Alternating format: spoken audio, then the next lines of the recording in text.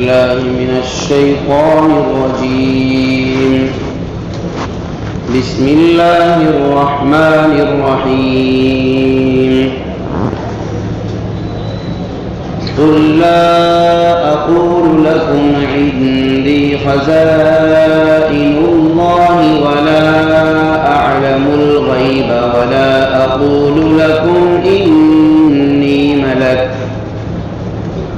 إن أتبع إلا ما يوحى إلي إن أنا إلا نذير مبين إن أتبع إلا ما يوحى إلي قل هل يستوي الأعمى والبصير أفلا تتفكرون. میرے محترم بھائیوں بزرگوں، حضرت جناب محمد الرسول اللہ صلی اللہ علیہ وسلم کی ذات گرامی اللہ تبارک و تعالی کا ایک بہت بڑا معجزہ ہے.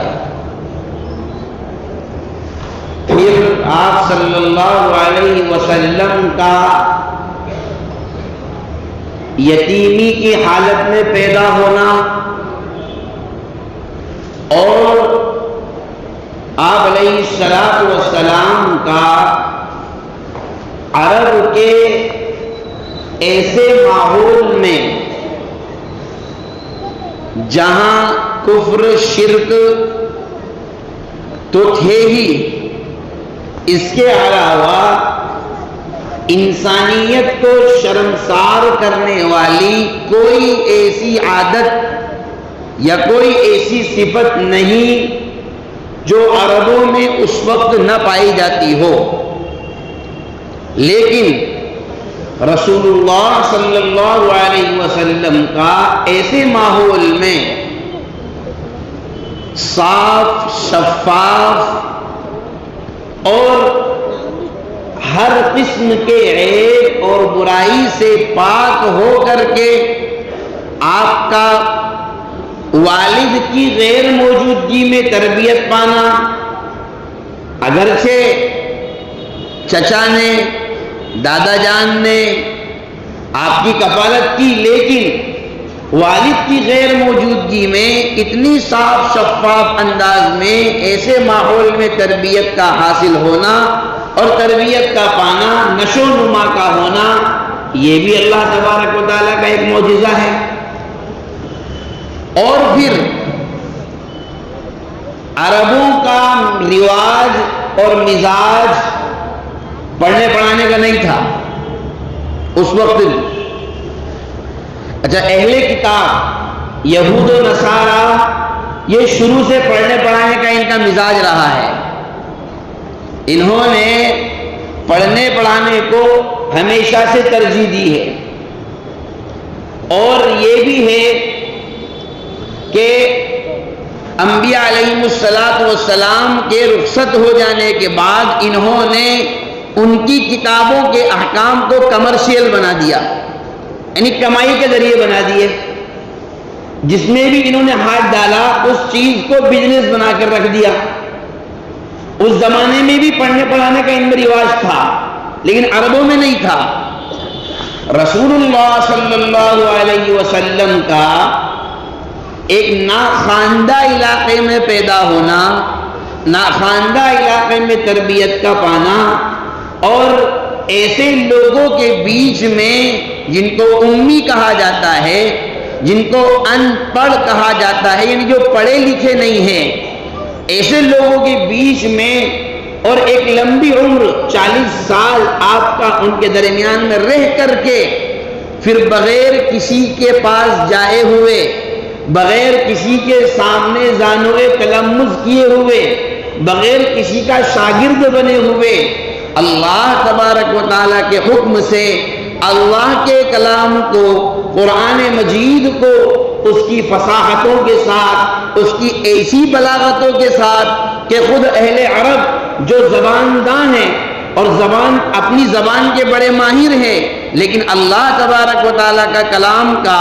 ان کے تمام فصاحت و بلاغتوں کو معجز کر دینا، عاجز کر دینا اور ان کے پاس کسی قسم کا جواب کا نہ بننا، یہ بھی اللہ تبارک و تعالیٰ کا ایک معجزہ ہے۔ شیخ سعدی رحمۃ اللہ علیہ فرماتے ہیں نا رسول اللہ صلی اللہ علیہ وسلم کے بارے میں، یتیمے کے نا کردہ قرآن درست، کتب خانہ اے چند ملت بشست۔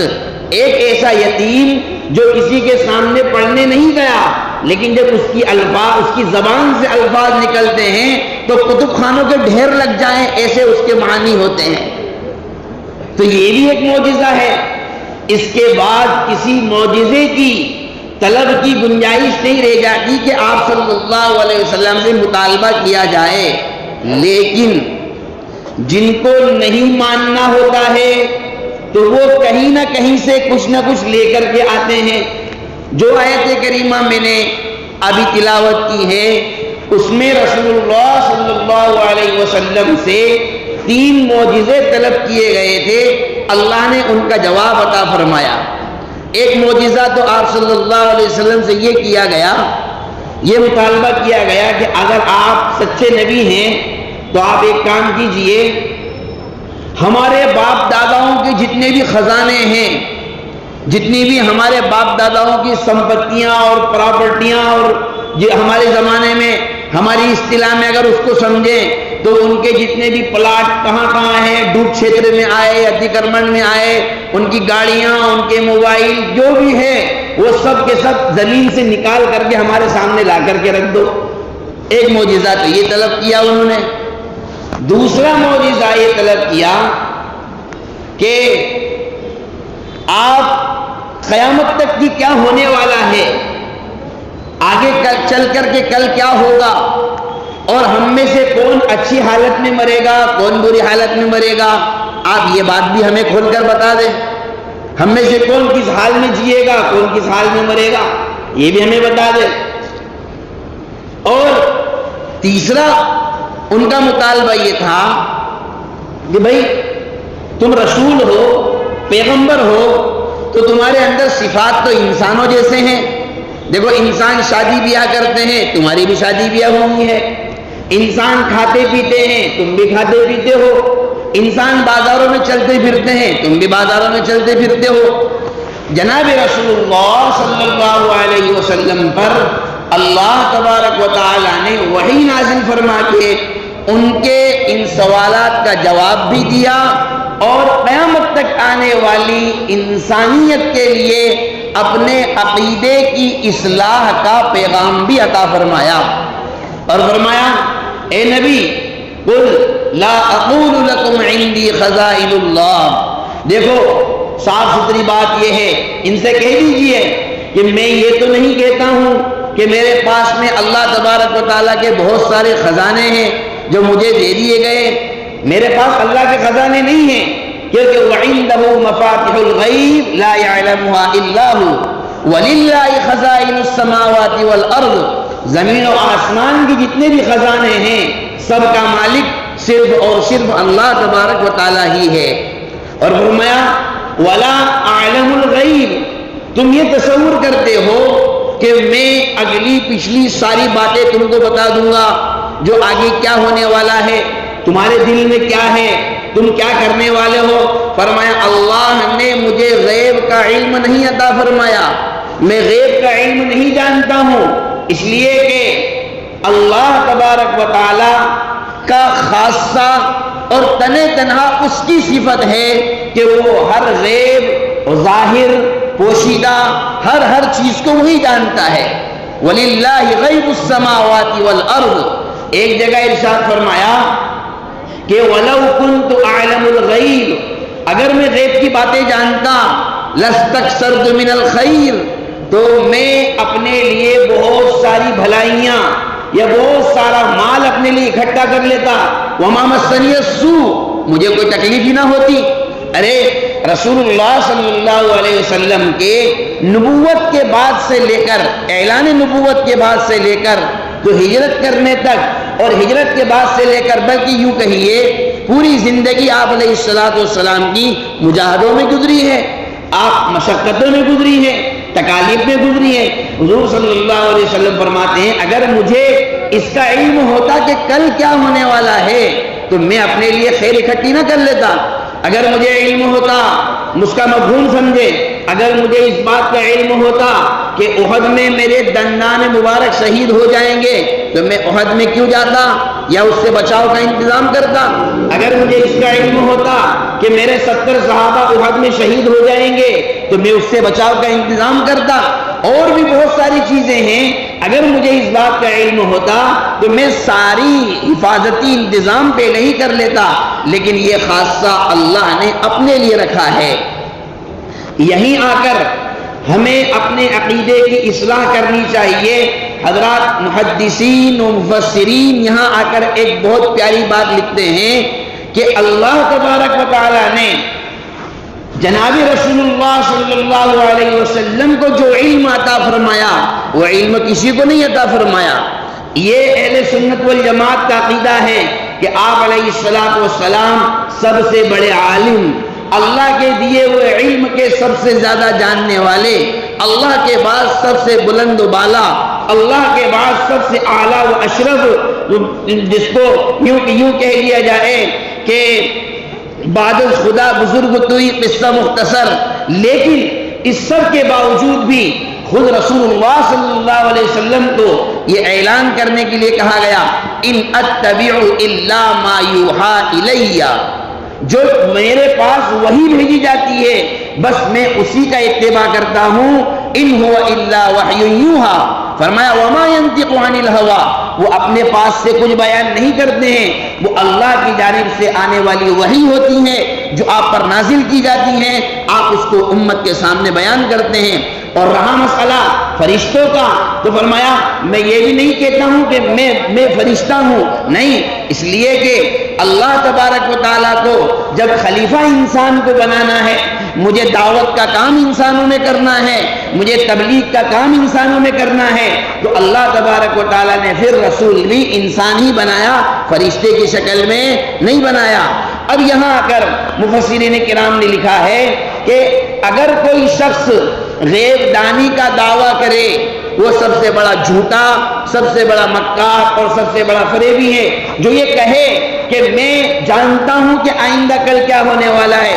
اور یہیں آ کر مفسرین نے یہ بات بھی لکھی ہے کہ ان لوگوں کا رد ہو جائے گا جو کہ انگلیوں کو دیکھ کر، حالات کو دیکھ کر کے، یا کسی کی پیشانی کو پڑھ کر کے، یا کسی کو کچھ دیکھ کر کے وہ جھوٹ، وہ فریب، وہ دھوکہ جو نہیں ہے لوگوں کو بیوقوف بنانے کے لیے کہتے ہیں۔ مثلا کسی کا یہ کہہ دینا کہ تمہارے اوپر جادو ہو گیا اور جادو کرنے والا تمہارا چچا زاد بھائی ہے، وہ تمہارا پارٹنر ہے، یا تمہارے اوپر کسی نے سپلی کر دیا، تمہارا کسی نے کاروبار باندھ دیا، تمہارا کسی نے رشتہ باندھ دیا، تمہارا کسی نے گھر باندھ دیا، تمہارا کسی نے بغیر تحقیق کے۔ یہ بات صحیح ہے، جادو ہوتا ہے، اس کے اثرات بھی ہوتے ہیں، اور بھی گندے علم لوگ کرتے ہیں، اس کے اثرات بھی ظاہر ہوتے ہیں۔ یہ ساری باتیں اپنی جگہ پر صحیح ہیں، لیکن یہ کہنے کہا صرف اس شخص کو ہے جو تحقیق کر کے اس بات کو کہہ رہا ہو۔ لہذا امت مسلمہ اگر ان معاملات میں ایسے لوگوں کی بات پر اعتماد کرتی ہے جو جھوٹے، فریبی، دغاباز، جن کے نہ نمازوں کے ٹھکانے، جن کے نہ روزوں کے ٹھکانے، اور دیکھا ہوگا آپ لوگوں نے بہت سارے لوگوں کو بڑے بڑے بال رکھ لیں گے، عورتوں کی طرح لمبی لمبی چوٹیاں رکھ لیں گے، اور بہت ساری وہ انگوٹھیاں پہن لیں گے، اور کروڑ 2 کروڑ جو ہے ایسا محسوس ہوتا ہے کہ 3-4 ٹن کا انہوں نے لباس پہن رکھا ہے، اور بڑے اس میں، اور پھر کوئی بھی آدمی جائے گا، اس کے بعد مرد بھی جاتے ہیں، عورتیں بھی جاتے ہیں، اور پھر وہ مور کے پنکھ کو سر پر پھیر رہا ہے اور کہہ رہا ہے کہ تمہارے ساتھ ایسا ہوا ہے اور تمہارا یہ کام فلاں ہو جائے گا، تمہارا کاروبار اتنا ہو گیا ہے، ایسا ٹوٹ جائے گا، ایسا بن جائے گا۔ یہ سب فراڈ ہے، یہ سب دھوکہ ہے۔ ہمیں اپنے عقیدے کی اصلاح اس لیے ضروری ہے کہ سب سے پاورفل چیز عقیدہ ہے۔ اگر عقیدہ خراب ہے تو یاد رکھیں ہم کچھ بھی کرتے رہیں، کچھ بھی کرتے رہیں، کوئی عمل اللہ تعالیٰ کے یہاں قابل قبول نہیں ہے۔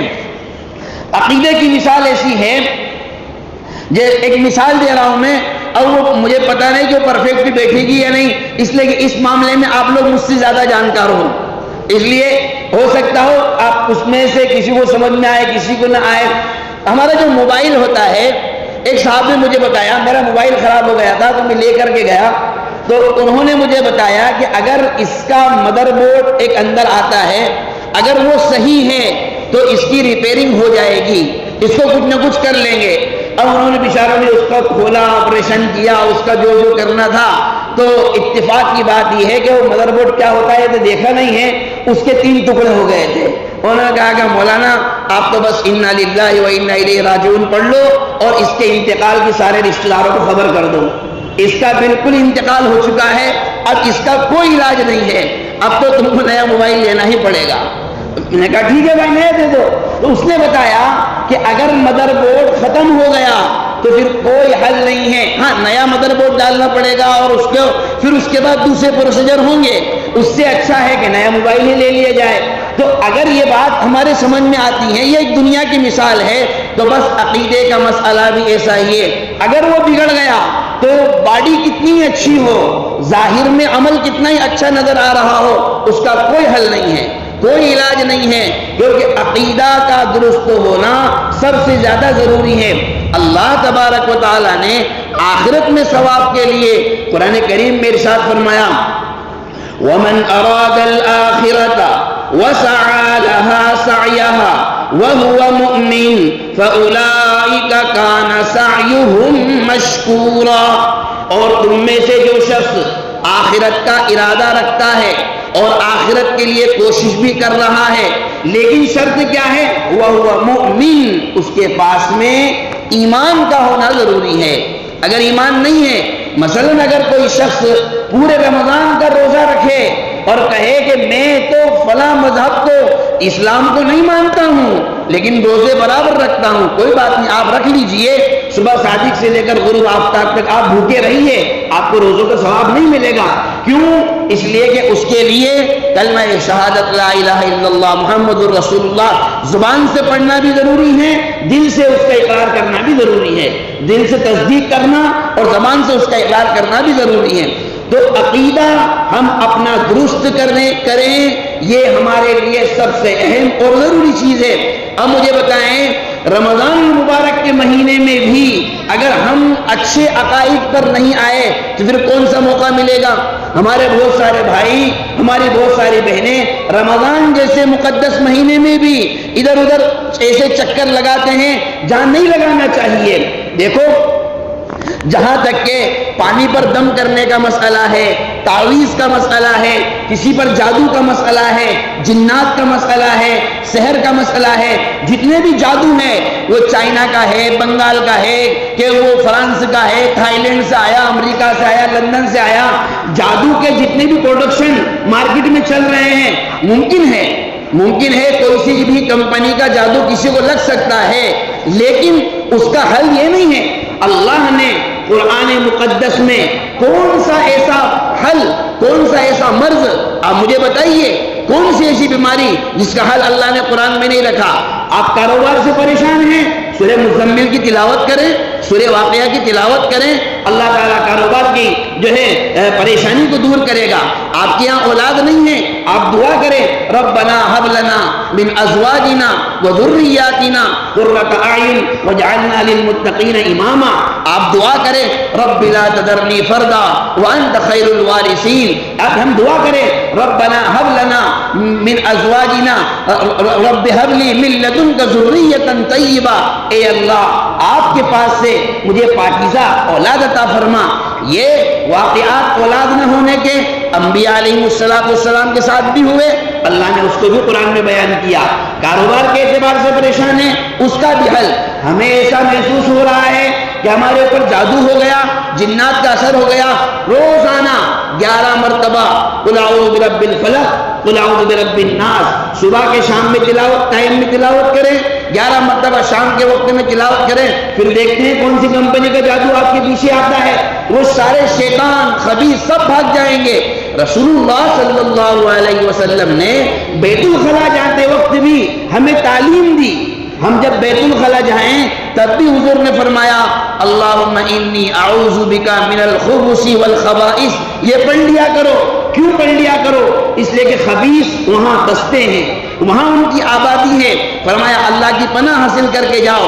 اب یہ چھوٹے چھوٹے کام ہیں, یہ ہم سے ہوتے نہیں ہیں. ہم کو تو کیا چاہیے مولانا, آپ تو تعویذ دو اور ایسا دو کہ فوراً اس کا حل ہونا چاہیے.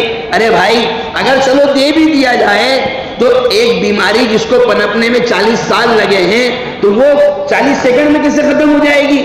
اس لیے ہم اپنے عقائد کو درست کریں, قرآن کریم سے اپنا واسطہ, اپنا رابطہ اور اپنی دوستی, اپنا تعلق قرآن کریم سے مضبوط کریں.